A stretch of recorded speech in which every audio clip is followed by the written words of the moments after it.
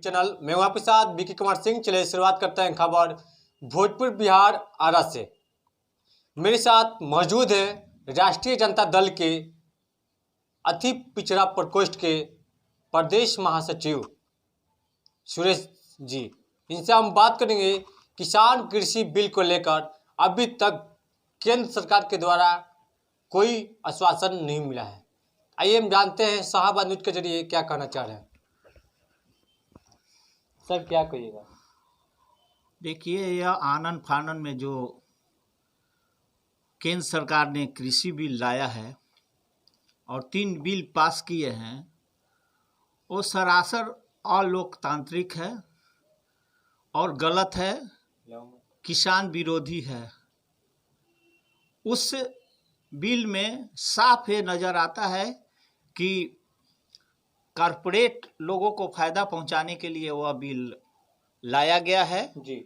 और किसानों को सदा के लिए बंधक बनाने के लिए, उनको मजदूर बनाने के लिए, एक तरह से कहिए कि भिखारी बनाने के लिए ये बिल पास करवाना चाहते हैं। क्योंकि केंद्र सरकार, हमारे माननीय प्रधानमंत्री नरेंद्र मोदी आज तक जो भी काम किए हैं वो अडानी अंबानी और इस तरह के कॉरपोरेट जो 5-6 हैं हिंदुस्तान में, उन्हीं के लिए काम कर रहे हैं।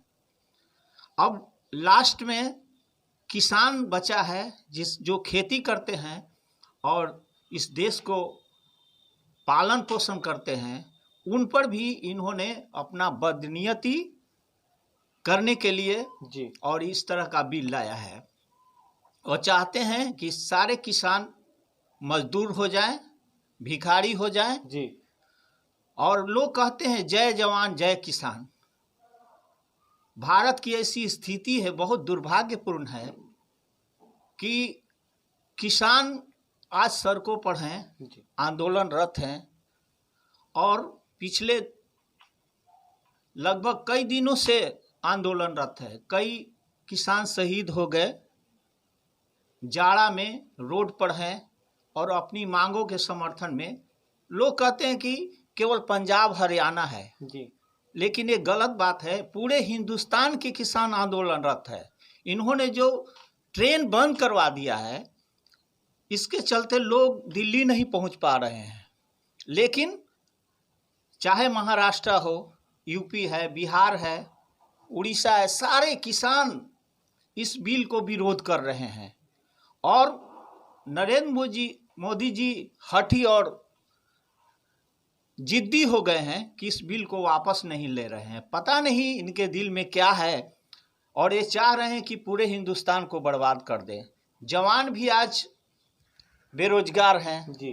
किसान आंदोलनरत हैं और लोग कहते हैं जय जवान जय किसान। जितने भी मिलिट्री से रिटायर जवान आए हैं, सारे लोग किसान के समर्थन में आज खड़े हैं। तो ये बिल जो है राष्ट्र विरोधी कहा जा सकता है। ये बिल राष्ट्र विरोधी है, इन्हें तत्काल वापस ले लेना चाहिए। प्रदेश की नेता है सुरेश विश्वकर्मा जी, जो गरीबों के एक तरफ मसीहा बोले जाते हैं। अति पिछड़ा प्रकोष्ठ के प्रदेश महासचिव हैं।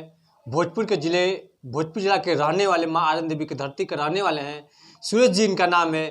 पूरी तरह केंद्र सरकार पर निशाना कर रहे हैं कि कह रहे हैं कि अभी तक केंद्र सरकार या पंजाब की सरकारों के लिए अभी तक कोई इसका निदान नहीं निकाला गया है। तो क्या माना जाए सर? एक तरफ ठंड की मौसम है, ठंड पर रोड पर कई किसान कई दिनों से लगातार 2 महीना हो चुका है, अभी तक कोई निदान इसका नहीं निकला था। कई किसानों का मौत भी हो गया। इसका जिम्मेवार पूरी तरह किसको मानते हैं आप? पूरी तरह से केंद्र सरकार, भाजपा की सरकार है, वो जिम्मेवार है।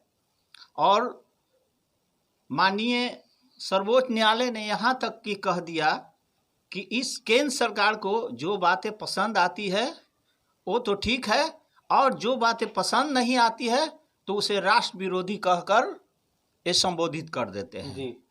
ये कहाँ की बात है?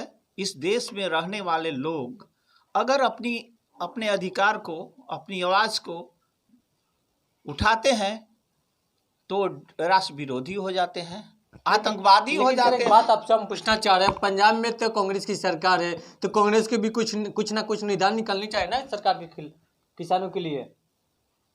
कांग्रेस की सरकार है और कांग्रेस किसानों को समर्थन में खड़ी है जी।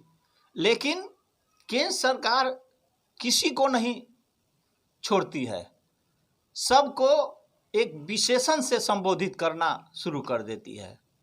और इन लोगों का ये फितरत है कि जब भी कोई आवाज उठाता है विरोध में, इनके विरोध में, जी। किसान विरोधी नीतियों के विरोध में, छात्र विरोधी, मजदूर, जवान विरोधी नीतियों के खिलाफ में जब भी कोई आवाज